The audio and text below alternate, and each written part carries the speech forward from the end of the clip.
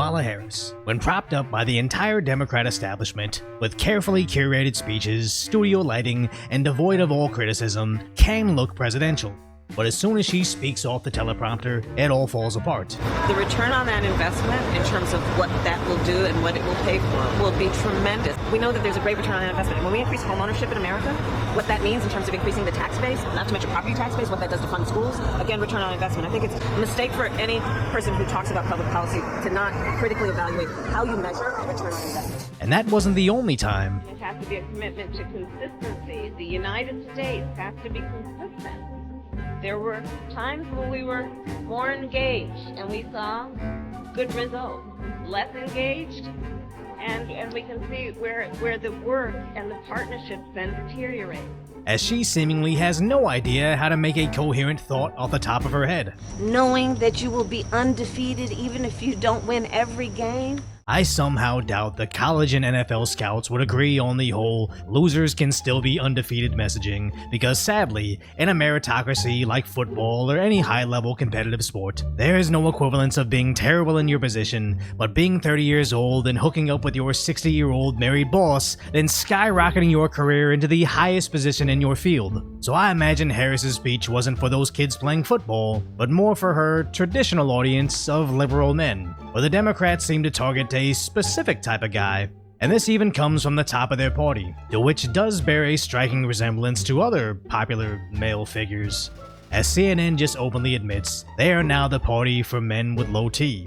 Trying to put forward male figures, Tim Walz being one of them, Doug Emhoff last night, who can speak to men out there who might not be the sort of testosterone-laden, gun-toting kind of guy. Based on voting history, it's been a known fact that liberalism has basically become feminine energy. If only women voted, landslide victories for the Democrats, and if only men voted, landslide victories for the Republicans. But for the first time, it really seems like the Democrats are almost utilizing that fact as a strategy. Isn't masculinity scary? Why be your own man when your government can be the faux father figure that takes care of you all the way past adulthood? That's why it's great we have the sponsor for today's video, Manscaped.com, the global men's lifestyle brand that is revolutionizing the landscape of men's grooming. Not only do we have the Lawnmower 5.0 Ultra that features an updated trimmer blade that cuts through hair with ease while still being gentle on your skin, which is easily swapped out with the foil blade that I use all across my arms to give my art that smooth finish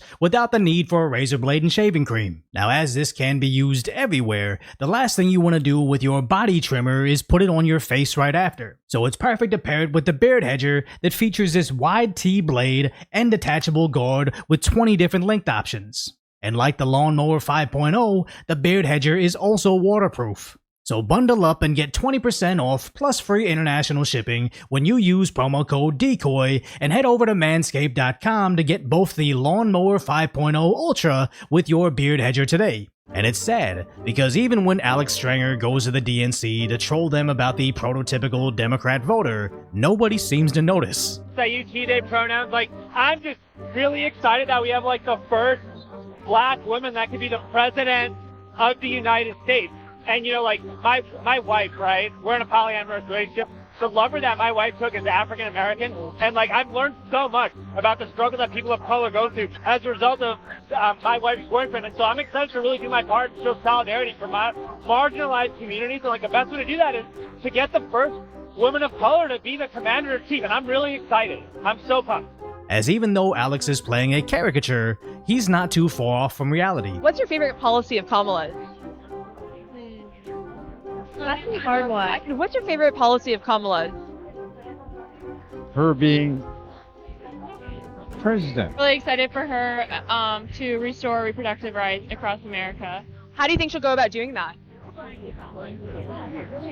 don't know. What a fun question. I don't know. I'm picking and choosing. So you have to look at it broadly, right? It's about what she stands for right now. It's literally like watching NPCs trying to speak off script, because these aren't just normal liberal voters off the street. These are the people that are sacrificing their free time to go to Chicago and attend the DNC to see their favorite Democrats. And even if the biggest supporters of liberal politics can't seem to articulate why they support the Democrats, I don't think you have a voter base, I think you have simps. As Donald Trump took to social media to call out the DNC for literally having no vision or solutions for the country, mentioning him 147 times, but rarely any of the issues. Donald Trump. Donald Trump. Donald Trump. Donald Trump. Donald Trump. Donald Trump. Donald Trump. Donald Trump. Donald Trump. Donald Trump. Who in the hell does he think he is? Who does he think he is? But when it comes to themselves, all they have is the vagueness of joy. The air of joy and freedom is up on us. As the mainstream media marches in lockstep behind the joy labeling. What Republicans feared the most last night was the joy. It's interesting to know the last time a political party tried to march behind joy.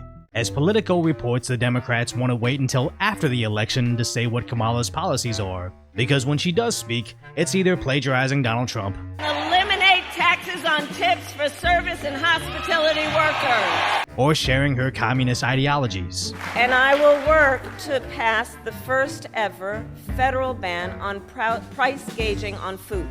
Which was so bad, even CNN slammed her over it. It also would be very bad for markets. We've seen this kind of thing tried in lots of other countries before: Venezuela, Argentina, the Soviet Union, etc. It leads to shortages, it leads to black markets.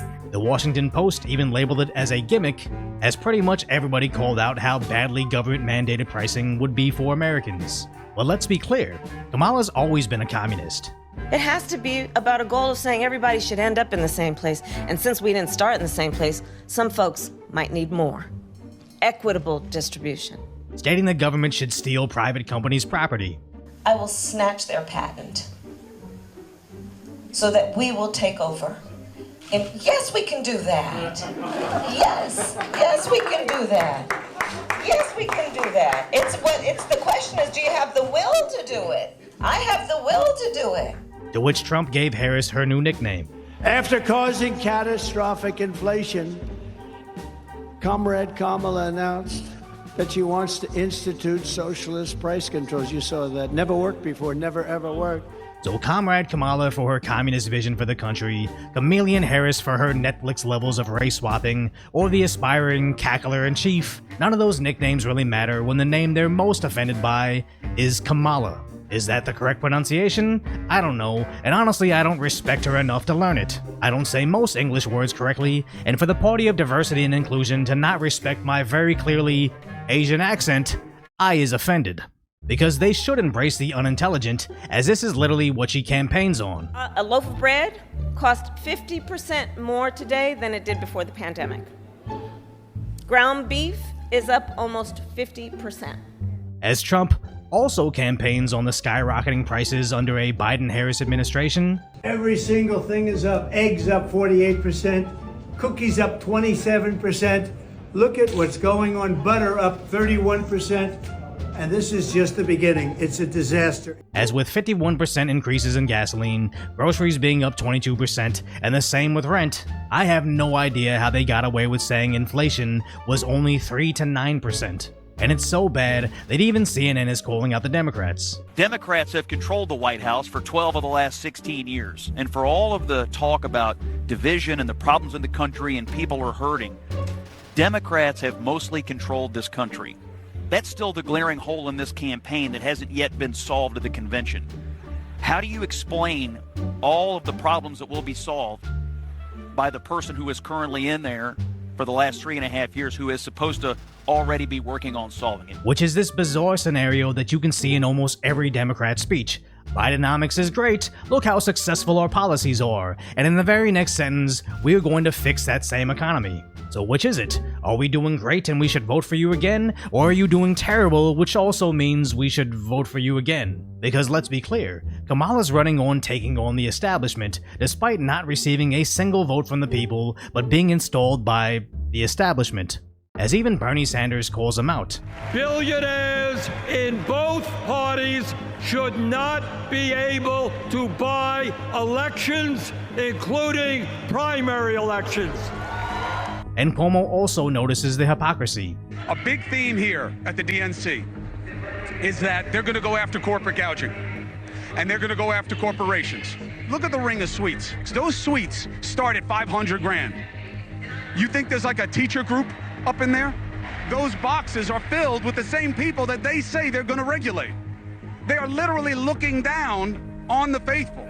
As when Kamala has a regular rally without a rap performance, it's literally mainly members of the media with maybe 100 actual attendees. And where are the traditional voters the Democrats court? Marching in the street outside the DNC against Kamala Harris. Again, receiving resupplies by U-Hauls that somebody's paying for, as they break down their fences, marching right towards the DNC, where the Chicago police had to shut down the entire street, and the next day they had to build 3 layers of fences to secure the perimeter. For the party that fights against walls in 2A, they certainly use both of them against Americans quite frequently. So it's almost like they know both of them are essential for safety, they just want to reserve safety for themselves. And I would say voters that know all this and still support them are foolish, but it actually seems a large portion of their base is openly against Kamala running for president. It's just the establishment's portrayal of Kamala that makes you think she's this popular figure running on joy alongside low testosterone men, quietly omitting the fact that at the DNC,